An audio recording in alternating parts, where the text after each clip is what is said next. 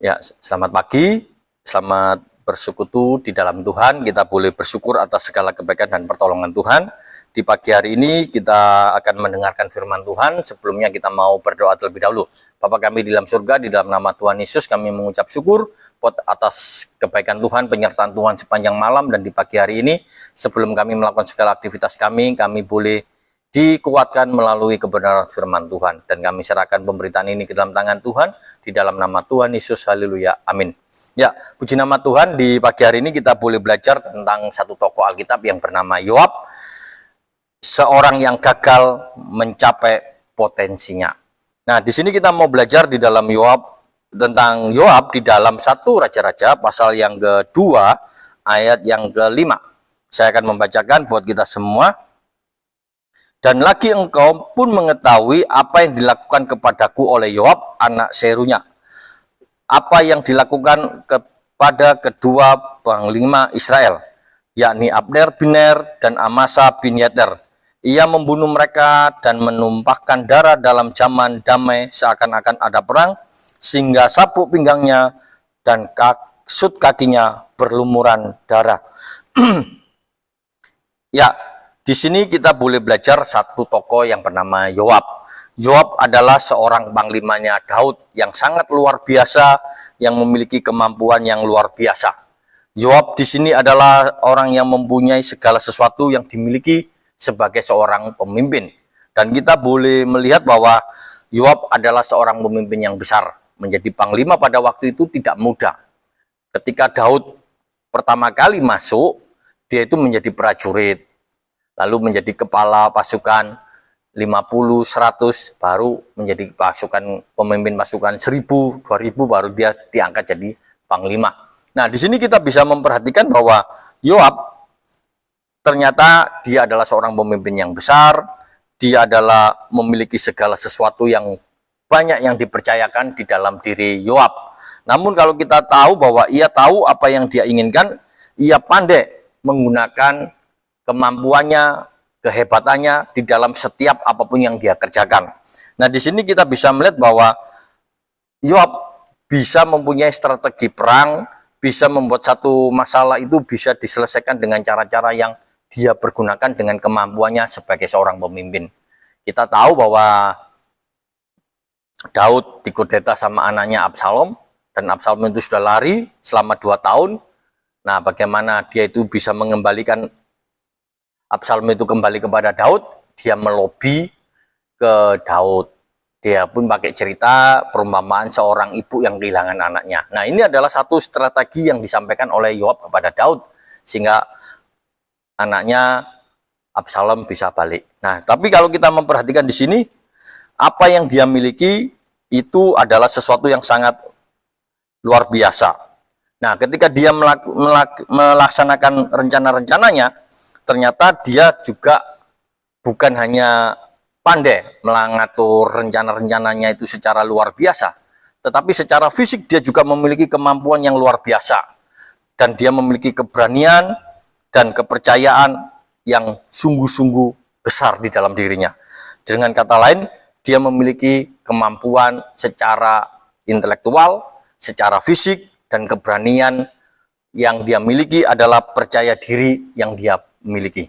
Sesuatu kelebihan yang begitu banyak yang melekat pada diri Yoab, inilah yang menjadikan Yoab adalah seorang pemimpin yang hebat.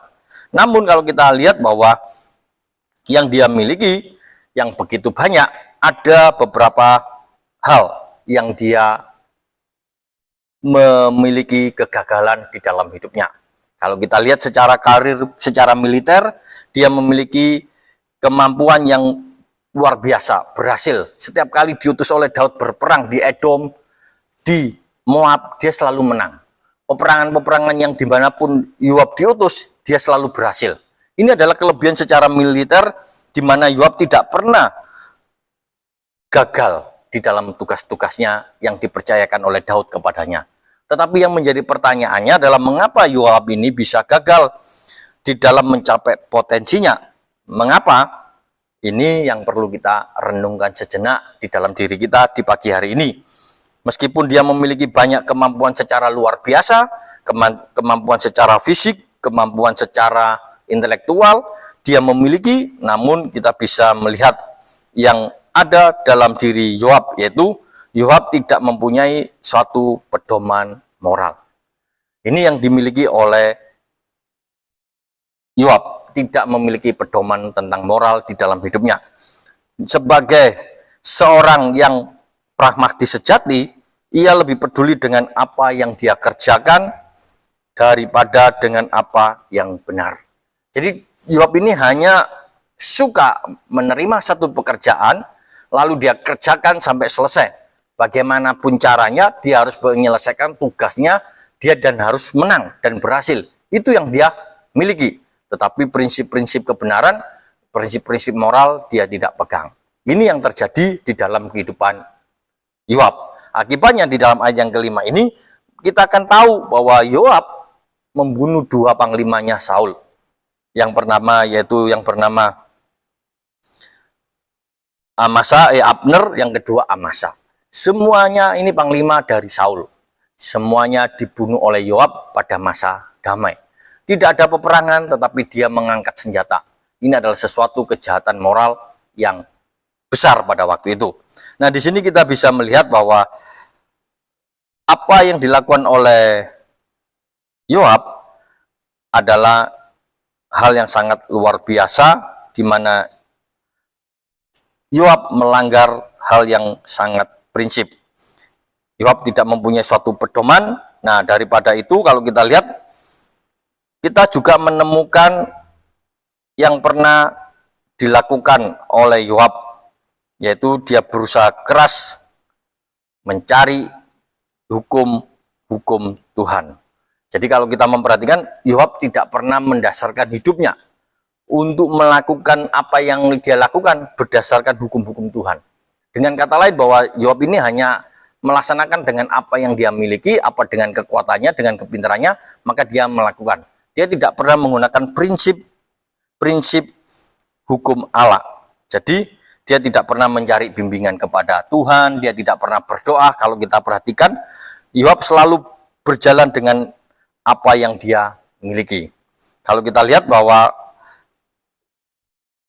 seseorang yang memiliki kemampuan yang lebih, biasanya dia adalah menjadi seorang yang bereaksi cepat marah, atau dia bereaksi ketika dia melakukan hal-hal yang tidak baik, lalu dia selalu menunjukkan reaksinya yang begitu cepat. Nah, ketika hal yang dilakukan oleh Daud pertama dengan Abner untuk damai, dia sudah melihat dengan caranya, pandangannya, dia mulai bereaksi untuk menjadi marah. Dia lalu punya pemikiran tindakan yang tidak sesuai. Dia tidak mau berkonfirmasi, mencari konfirmasi terlebih dahulu, tetapi dia melakukan tindakan, maka dia membunuh Abner. Demikian juga dengan Amasa. Dia juga melakukan demikian. Ketika dia mau melihat Daud bersama Amasa, dia lihat, dia nggak terima, dia bunuh. Nah, ini adalah tingkah laku yang dilakukan oleh Yoab di dalam hidupnya. Kalau kita melihat bahwa Yoab ini adalah mau melakukan segala cara untuk mencapai tujuannya. Dan ini benar dilakukan. Karena Yoab ingin menjadi orang yang paling hebat setelah Daud, maka dia lakukan semuanya. Dia tidak ingin orang-orang itu ada atau musuh-musuhnya itu baik dan dia menjabat posisi yang setara dengannya, sama-sama panglima. Dan ini yang dilakukan oleh Yoab kepada Amasa dan Abner. Nah, karena kalau kita lihat di dalam kehidupan Yoab yang dikuasai dengan keinginan untuk membalas dendam, maka tidaklah heran untuk mengetahui bahwa ia tewas dengan mengenaskan. Jadi kalau kita lihat bahwa dia memiliki dendam kepada Abner yang membunuh adiknya Abisai. Tetapi kemarahan dendamnya ini nggak pernah surut. Dia marah terus dan dia mencari kesempatan untuk balas dendam. Meskipun dia sudah membalas dendam, dia tetap masih marah dan ingin membunuh Amasa, orang Israel. Jadi di sini kita bisa melihat bahwa Yoab menjadi orang yang begitu ambisi, orang yang marah, yang tidak berhenti-hentinya marahnya. Maka di sini kita bisa melihat bahwa akhir hidup dari Yoab pun tidak mengherankan, bahwa kematiannya juga sangat mengenaskan. Apa yang dilakukan oleh Yoab ternyata itu disampaikan oleh Daud kepada anaknya yang bernama Salomo, dan Salomo melakukan tindakan menyuruh panglima yang baru Yonada untuk membunuhnya. Nah, di sini kita bisa melihat apa yang kita lihat dari kehidupan Yoab adalah lebih luas dari hal itu. Ambisi yang dia miliki, yang dia tunjukkan, yang dia miliki mengabaikan perintah Tuhan. Yoab selalu membawa penderitaan dan kesedihan. Yoab selalu membawa kesedihan dan penderitaan kemanapun dia berada. Kalau kita merenungkan sejenak dalam diri kita, kita bisa merenungkan kehendak Allah dalam diri kita pada hari ini. Apakah kita ini lebih taat kepada perintah Tuhan dalam hidup kita, atau kita ini lebih memiliki ambisi di dalam hidup kita? Jadi di pagi hari ini kita mau merenungkan sejenak di dalam hidup kita. Potensi yang Tuhan berikan dalam hidup kita itu sangat luar biasa. Janganlah sampai potensi itu gagal untuk kita raih oleh karena kita tidak taat dengan perintah Tuhan. Hanya gara-gara ambisi kita, gara-gara keinginan hati kita, bukan karena perintah Tuhan.